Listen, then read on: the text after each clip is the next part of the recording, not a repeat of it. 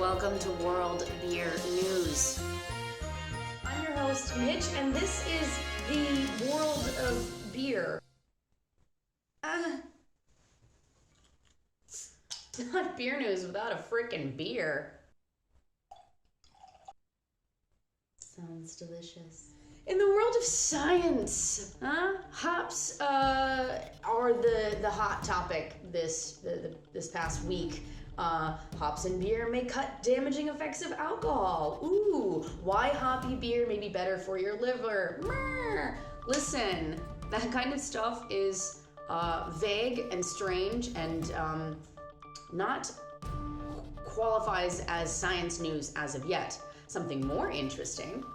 In a paper recently published in the journal Current Biology, researchers from Portugal analyzed the genome data of 90 yeast strains from all around the world. The results suggest that beer yeast emerge in a separate domestic event from other yeast strains, such as wine yeast, which comes as a surprise to a lot of people. So this is more interesting science than like, oh, is beer gonna kill me? Yes, beer will kill you. Don't drink a lot of it. It's gonna hurt your liver. It'll also make you social. I don't know why people keep bringing that research up either. Yes, alcohol is a social lubricant. Blah, blah, blah. The study's findings showed that beer had an especially complicated past. These yeasts had never been genetically analyzed, so thank you, scientists in Portugal. Consisting of multiple domestication events and genetically similar strains, the surprising find is helping researchers better understand how and when first humans domesticated yeast and began producing alcoholic beverages, such as beer. This may also at some point help us clear up the which came first, civilization or beer, beer or civilization. It's a great beer geek debate. More fun research. Dig this. Patagonia, the people that make camping gear and jackets, they've released a beer. More people making beer. Just get your fingers in the beer pie. Companies really like making beer. Anybody can make beer. X-Hamster is making a beer or made a beer. Anybody and everybody should and could. It's a great idea for your company to do. Vice Magazine apparently has a bar, and now they made a beer. No one, but fine. Patagonia, on the other hand, are actually doing interesting things. They just released a beer, and the headlines read, it's different from any other brew, and the reason why is because they're using a different kind of wheat. It's called Carnza. It's a perennial wheat that they developed in about 2003, and now they're making a beer out of it called Long Root Ale. Patagonia invests in really great stuff, and this is interesting. The beer became available October 3rd. The farmers are still experimenting with the wheat itself, but thus far they found that the Carnza crops require only half as much water as wheat. They don't need to be tilled, and they live year-round. So that seems like a win-win. If you're in the malt business, you might want to keep an eye out on that. Also, if you're a home brewer, potentially this is something that you could start growing at your home and then be making your own malt. Sustainable. Who doesn't want to be in the beer industry, though, is GODZILLA. Because let me tell you what, Toho Co. is a company that owns the film rights for Godzilla, and they fight tooth and nail anyone who gets even close to their brand.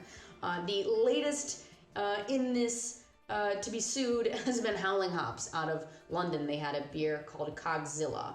They got a little bit of a cease and desist kind of thing, and they said, all right, whatever, forget it. So they're going to change their name. But you know what? When people don't back down is when Elvis points a finger at you and you say, you know what, Elvis? You know what? There are a lot of Elvises in the world, including James and Martin, the co-founders of BrewDog, said to the Elvis estate, no, we will not change our beer name from Elvis Juice to something else. There are a lot of Elvises in the world, including us. So they legally changed their name to Elvis. Or theoretically. I don't know. Could be a gimmick. That's how they go. God bless them. They don't back down, and it's always fun to watch. We're just full of science this week, aren't we? There are two dudes, these guys. They are the co-founders of Tool, a brewery here. Tool actually means two beers in that language. and they've decided to share their experiments with us. They're still working on packaging, deciding which beers to freeze dry, and exactly why the F freeze dry beer, but they're sharing it with us. They're doing it. Good job, guys. So look out for that eventually. I freeze dried beer. I don't. Do I have to buy a Soda Stream and bottles of vodka? Like, how do you? It's fine. I'll take it with me on my mission to Mars. Whoa. Here's a good question from marketrealist.com. Will Constellation Brands beer portfolio continue to impress? God, I hope not. You know Constellation, I know you do. They have Svedka Vodka, Black Velvet Canadian whiskey. They also own the massive Mexican beer brands Corona and Modelo Especial. And they also have that brewery that was once called Ballast Point. They are the third largest beer maker in the United States, and as of June 2016, the company completed the planned expansion of its Nava brewery facility that now has a capacity of 20 million hectoliters. 20 million hectoliters! That is how much beer Britain, the entire thing, made in 1930. Yeah. If you get really deep into these companies, it gets really freaky. We are numbers to them. We're a graph. And they'll make any kind of product to keep us coming back to, like, the feeding tube. So let's just pay attention to them, okay? So there's a lot of movement in these big companies, and it will eventually affect us. You, me, the consumer, the general people, and also just to know where these things come from and where your money's going.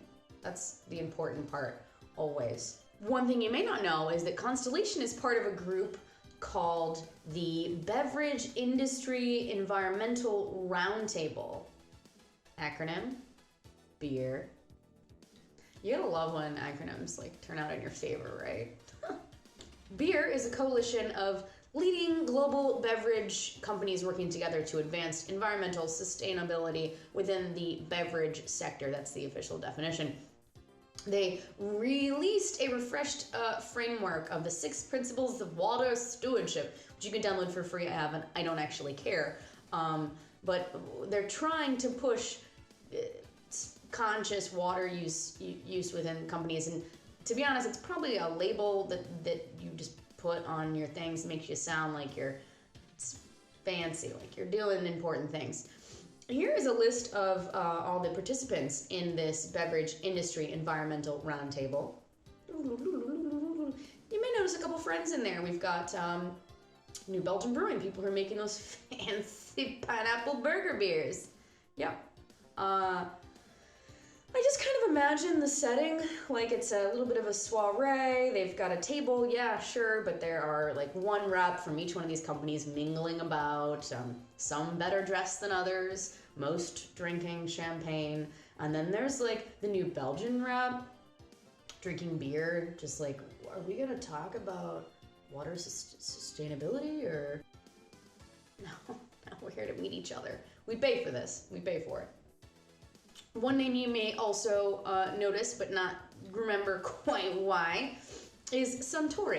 Suntory is a Japanese brand that does awesome things. Forget consume by dates or whatever. Just have this beer at 6 o'clock or 9 o'clock. Hate that it puts PM though. That's it for me. This is the beer news. If any of these topics were interesting for you, let me know in the comments below. Please like and subscribe and share this video with anyone you think might be interested in helping get on board. My next video, I'll go through kind of real format. I'm going to bring in a whole bunch of people, and we're going to make this something where we can learn and travel the world and just basically be massive beer nerds. But also just global consumers, even if you're not into beer. Being globally conscious is important, and, you know, being part of the network.